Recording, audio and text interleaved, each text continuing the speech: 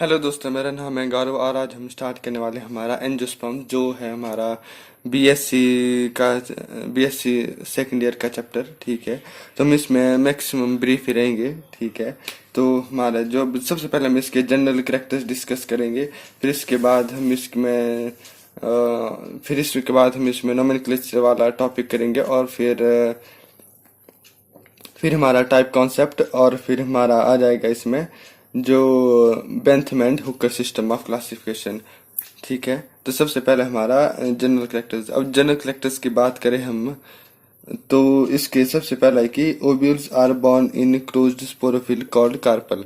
जो इसके ओव्यूल्स होते हैं ना, वो एक क्लोज्ड स्पोरोफिल के अंदर होते हैं जिसको हम कहते हैं कार्पल। ठीक है, reduction in development of male gametophyte, जो इसका मेल गैमेटोफाइट है ना, उसकी डेवलपमेंट में थोड़ी रिडक्शन होती है। ठीक है, और जो फीमेल गैमेटोफाइट है ना, वो भी रिड्यूस्ड हो गया होता है, मतलब कम सेल्स में, मतलब जितना रिक्वायर्ड होता है उतना ही। ठीक है, और इसमें इसका करेक्टरिस्टिक है कि जैसे डबल फर्टिलाइजेशन होती है इसमें, और इसकी जो फर्टिलाइजेशन होती है वो through development of pollen tubes, क्योंकि आपको पता होगा कि इसमें जैसे फ्लावर होता है तो उसके अंदर पोलन ट्यूब्स होती हैं, तो उसके थ्रू। ठीक है, और मेल गैमेट्स में क्या होता है कि जो इसके मेल गैमेट्स होता है उसमें फ्लैजेला नहीं होता, और जो इसके एंडोस्पर्म है ना वो ट्रिप्लाइड होता है। ठीक है, और ये क्या होता है कि जो प्रोड्यूस्ड आफ्टर फर्टिलाइजेशन, मतलब जो एंडोस्पर्म है ना वो फर्टिलाइजेशन के बाद प्रोड्यूस होता है। और इसमें क्या होता है कि फ्रूट्स होते हैं। ठीक है, प्रोडक्शन ऑफ फ्रूट्स, और इसका जो जाइलम होता है ना उसमें वेसल्स प्रेजेंट होती है। हेलो दोस्तों, चलो तो अब हम करते हैं हमारा बोटेनिकल नोमेनक्लेचर। ठीक है, तो इसमें आता है सबसे पहले हमारा जो प्रिंसिपल है वो हमारा रैंक्स ऑफ टैक्सा, कि जो हमारा कोई स्पीशीज है या उसका मतलब जैसे कोई क्लास है या कोई कुछ भी है, तो हम उसका मतलब कैसे उसके किस रैंक के हिसाब से कर सकते हैं उसको क्लासिफाई। ठीक है, तो सबसे पहला आता है हमारा किंगडम, फिर आता है डिवीजन, फिर सब डिवीजन, फिर क्लास, फिर सब क्लास, ऑर्डर, सब ऑर्डर, फैमिली, सब फैमिली, फिर ट्राइब, सब ट्राइब, जीनस, फिर आता है हमारा सब जीनस। ठीक है, फिर section, species, sub species, varieties, सब वेराइटीज, फॉर्मा, और लास्ट में आता है हमारा क्लोन। ठीक है दोस्तों, फिर आता है हमारा नेम्स ऑफ टैक्सा। ठीक है, कि जैसे कोई अगर हमें उसको नेम करना हो, कि जैसे अब ऑर्डर्स हैं तो हम उससे डिफ्रेंशिएट कैसे कर सकते हैं कि ये ऑर्डर है, ये फैमिली है, या जीनस है, या स्पीशीज है। ठीक है, मतलब इनका नेम कैसा कैसा है। ठीक है, तो ऑर्डर्स में देखो हमारा आता है रोजेल्स, एल्स लगता है इसमें, फैमिली में लगता है हमारा एसी, फिर जिनस में हमारा सिंपल रोजा होता है, और जो स्पीशीज है वो है हमारी इंडिका। ठीक है, अच्छा दोस्तों, अब हम आता है हमारा सबसे मेन टॉपिक, वो जो है हमारा टाइप कॉन्सेप्ट। ठीक है, अब टाइप कॉन्सेप्ट की बात करें तो इसमें क्या होता है कि जैसे इसका मतलब क्या है कि जैसे अगर कोई नई स्पीशीज आती है या कोई किसी ने नई डिस्कवरी की है, तो उसे अगर वो इंट्रोड्यूस करनी है, मतलब जैसे किसी ऑर्गेनाइजेशन को, तो उसे किस स्पेसिमेन के हिसाब से या फिर किस स्पेसिमेन पे बेस है वो न्यू स्पीसीज, जैसे कि उसके रूट्स है या उसके रूट्स डिफरेंशिएटेड है, या उसके लीव्स है, या फिर उसका कुछ भी, मतलब जैसे जो स्टेम है वो है। ठीक है, तो उसके हिसाब से अब जैसे कि जो टाइप्स होते हैं ना इसके टाइप कॉन्सेप्ट में, वो कौन कौन से हैं। सबसे पहला आता है, अगर आपको इसको याद रखना हो तो आप ऐसे कर सकते हैं, HIS हिज पील हिज प्लान, और ये टी टोपोटाइप हिज प्लांट। ठीक है, तो सबसे पहला होता है हमारा होलोटाइप। होलोटाइप कौन सा होता है, ये होता है हमारा ओरिजिनल स्पेसिमेन। ठीक है, जो ऑथर ने चूज किया हो। ठीक है, फिर आता है हमारा आइसोटाइप। आइसोटाइप कौन सा होता है, ये डुप्लीकेट होता है, डुप्लीकेट होता है उस होलोटाइप का, और पर ये क्या होता है कि सेम कलेक्शन का होता है, कि जैसे कि उसी कलेक्शन में से अगर किसी उस कलेक्शन में उसने, जैसे अगर किसी ऑथर ने अगर रूट्स रखे हैं तो उसी कलेक्शन का होगा ये। ठीक है, फिर आता है हमारा सिनटाइप। सिनटाइप क्या होता है कि साइटेशन ऑफ टू और मोर स्पेसिमेन बाय द ऑथर, जैसे किसी स्पीशीज के लिए उसने क्या किया, ऑथर ने टू और मोर स्पेसिमेन दिए हुए हैं। ठीक है, फिर आता है हमारा पैराटाइप। पैराटाइप को हम और क्या कहते हैं, को टाइप। ठीक है, और ये क्या होता है कि ये मतलब ऑथर ने दिया होता है, पर ये स्पेसिमेन फ्रॉम अदर कलेक्शन होता है। ठीक है, अब बात है हमारा इलेक्ट्रोटाइप। इलेक्ट्रोटाइप का तुम्हारा substitute for holotype from original material. और इसको कौन चूज करता है? ये करता है हमारा, या फिर कोई कंपिटेंट वर्कर हो, या फिर कोई उसका मतलब साथी हो, ठीक है। और फिर आता है हमारा न्यू टाइप। न्यू टाइप का होता है सब्स्टिट्यूट फॉर होलोटाइप। ये सब्स्टिट्यूट होता है होलोटाइप का जब ओरिजिनल मैटर जो होता है या फिर जो ओरिजिनल मटेरियल जो होता है वो एग्जॉस्ट हो गया होता है। एग्जॉस्ट मतलब या वो खराब हो गया होता है या खत्म हो गया होता है या किसी कारणवश वो मतलब डिस्ट्रॉय हो गया होता है, ठीक है। लास्ट आता है हमारा टोपर टाइप। टोपर टाइप कौन सा होता है? हमारी सेमी लोकेलिटी का, ठीक है। अब आता है दोस्तों हमारा फोर्थ है जो है हमारा principle of priority. Principle of priority का मतलब है कि अगर किसी ने, किसी ऑथर ने इसका मतलब है कि जैसे कि जो किसी ऑथर ने अगर कोई स्पीशीज पहले फाइंड आउट किया तो उस स्पीशीज का जो उस ऑथर ने नाम दिया है वही नाम रखा जाएगा, ठीक है। फिर आता है हमारा इफेक्टिविटी। इफेक्टिविटी का मतलब है कि हमारा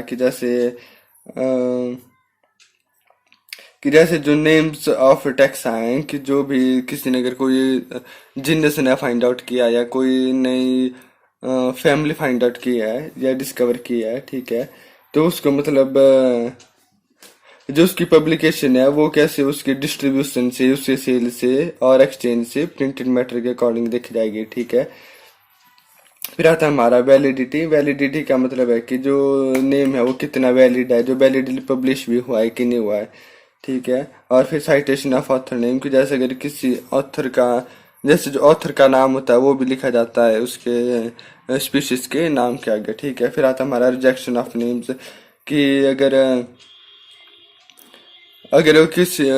किसी साइंटिस्ट ने या किसी ऑथर ने उस स्पीशीज का name according to the nomenclature नहीं दिया हुआ है तो उसका जो नेम है वो स्पीशीज का नेम है वो रिजेक्ट कर दिया जाता है। फिर अगर नेम्स ऑफ हाइब्रिड, अगर हमें हाइब्रिड को नेम देना हो तो कैसे देखते हैं? जैसे फॉर एग्जांपल हमारा सेलिक्स ओरिटा क्रॉस, इसके आगे क्रॉस का मतलब हाइब्रिड, एस सेलिक्स कैपेरा, ठीक है। दोस्तों अब है हमारा टॉपिक बेंथम हुकर सिस्टम, ठीक है, और इसको हम नेचुरल सिस्टम भी कहते हैं।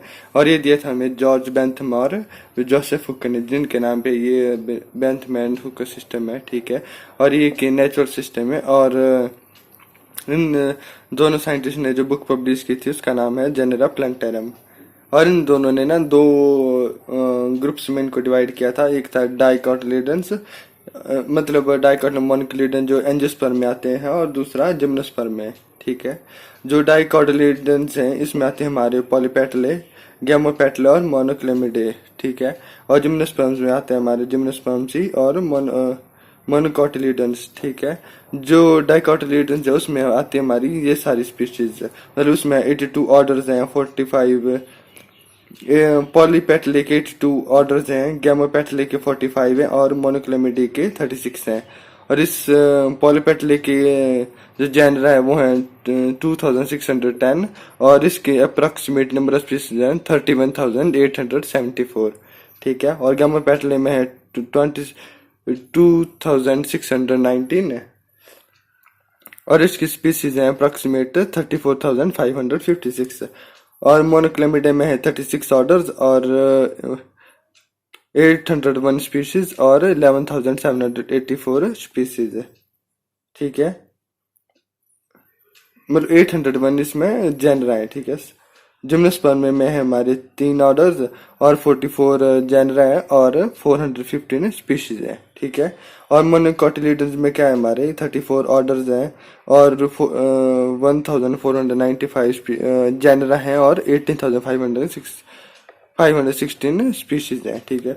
तो इसमें टोटल ऑर्डर कितने हुए 200 जो इन्होंने सिस्टम दिया था, और जेनरा हमारे 7,569 और 97,000। दोस्तों बात करते हैं इसके मेरिट्स और डिमेरिट्स की। जो मैथड हुकर सिस्टम है, ठीक है। तो सबसे पहला मेरिट है हमारा कि स्टडी फ्रॉम एक्चुअल स्पेसिमेन। इन्होंने क्या किया था कि जो इनके पास अवेलेबल ब्रिटिश और कॉन्टिनेंटल हर्बेरिया में जो स्पीशीज थे ना उनकी स्टडी की थी इन्होंने, ठीक है। और ये सबसे पहला ग्रेट नेचुरल सिस्टम था, ठीक है, क्लासिफिकेशन का। और इन्होंने क्या किया कि इन्होंने इंट्रोड्यूस की न्यू सीरीज डिस्की फ्लोरे जो किस सब क्लास में थी, पॉलीपेटले में, ठीक है।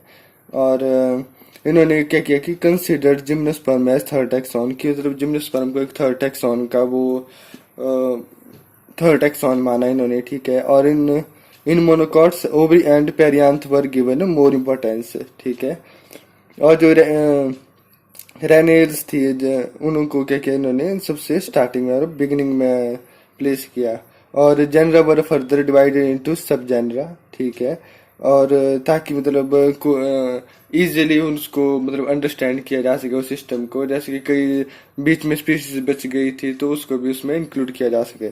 और gymnosperms were kept between monocots and dicots. दोस्तों बात करते हैं इसके डीमेरिट्स की, ठीक है। तो इन्होंने क्या किया था कि जो जिम्नोस्पर्म था उसको डाइकॉट्स और मोनोकॉट्स के बीच में रख दिया था, जो बहुत सारे साइंटिस्ट को मतलब अच्छा नहीं लगा था या उन्होंने इसको अप्रूव नहीं किया था, ठीक है। और जो बहुत सारे इंपॉर्टेंट कैरेक्टर्स को इन्होंने नेग्लेक्ट कर दिया था। और कुकुरबिटेसी की फैमिली को जो फ्यूज्ड पेटल के साथ होती है उसको प्लेस कर दिया था कहाँ पे, पॉलीपेटले में, ठीक है। और लिलियसी को सेपरेटेड, लिलियसी सेपरेटेड फ्रॉम आरडीएससी, ठीक, क्योंकि और सिर्फ इस पे on the character of ovary, ठीक है। और और बाकी जो भी सिमिलरिटीज उसको इन्होंने ध्यान ही नहीं दिया था, मतलब उसको भी नेग्लेक्ट कर दिया था। और Monochlamydeae is considered as most highly evolved and Polypetalae as primitive among dicots, मतलब कि मोनोक्लेमिडे जो फैमिली है, ठीक है, उसको कंसिडर्ड इन्होंने बोला कि वो ज़्यादा इवॉल्व है। और पॉलीपेटले जो फैमिली है वो मतलब प्रिमिटिव है या अर्ली स्टेजेस की है डाइकॉट्स के साथ, ठीक है। दोस्तों अगर वीडियो अच्छा लगा हो तो लाइक एंड शेयर जरूर कीजिएगा। Thank you, bye.